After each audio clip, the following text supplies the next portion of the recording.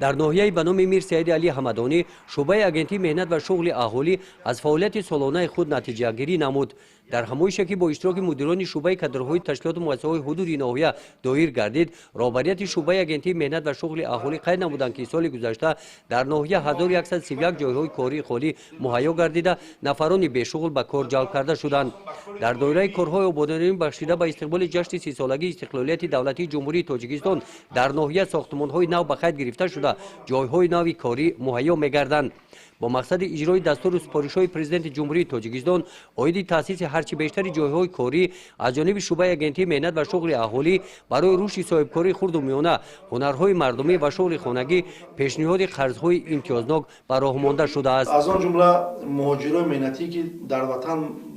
ماندن و به جای کاری پیش نرفتن توانستند، اینها هم به ما مراجعت کردند. ما با این نفران هم جای کار هم تامین نمودیم و در سال 2020 به 44 نفر قرضای امتیازناک فردی دادیم. از این 44 نفر 9 نفرشون مهاجران مهنتی به وطن برگشته بودند و 8 نفرشون به 8 نفر قرضای امتیازناک فردی برای احیای هنرهای مردمی و 40 که ما شما میدونیم بخشیده به جشن 30 سالگی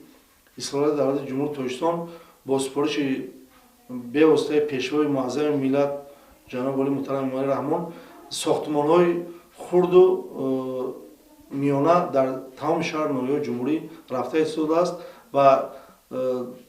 در ساختمان‌ها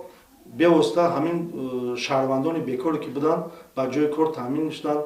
در این همایش از رهبران کارخانه و مؤسسه‌ها جامعه شهروندی صاحبکاران تاجران دعوت به عمل آورده شد که در همکاری با شعبه اگنتی مهنت و شغل اهالی برای تشکیل نمودن جایهای کاری تلاش نمایند. گزارش خواجه نظریف خدای نظر ظهروف از ناحیه به نام میر سعید علی حمدانی برای برنامه اطلاعاتی نوید.